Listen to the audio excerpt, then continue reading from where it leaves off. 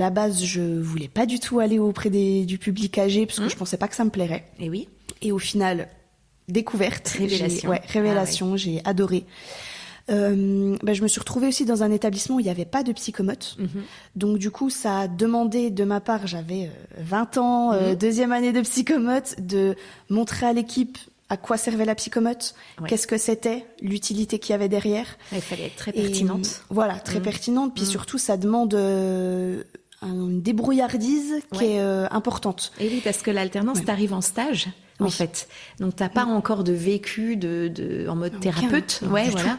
Tu découvres et ta place de thérapeute, de psychomote, les outils que tu dois mettre en place. Totalement. Ouais. Donc tu t'es créé un peu tes outils, ça t'a obligé à cogiter, j'imagine. Ah oui, beaucoup. Ouais, il fallait tout le temps être en réflexion. Après, la chance que j'ai eue, c'est que j'avais une maître de stage dans un autre lieu en fait où j'allais avoir une fois par semaine, qui était aussi pour le coup très jeune et qui avait cette dynamique-là de tout le temps se remettre en question, de trouver les bons outils aussi, et de aussi toujours relativiser la place du psychomotricien en gériatrie, parce qu'on a toujours cette envie de progrès, de rééducation qu'on a derrière.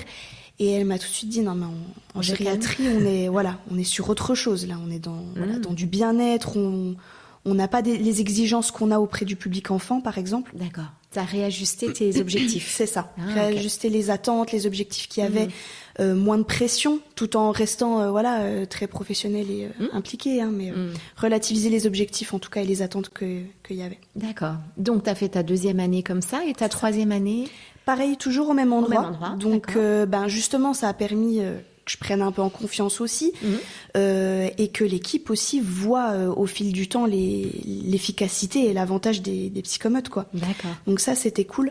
Après, c'est vrai qu'avec le recul, faut vraiment être prêt pour l'alternance. Faut vraiment avoir une personnalité, un caractère qui fait que.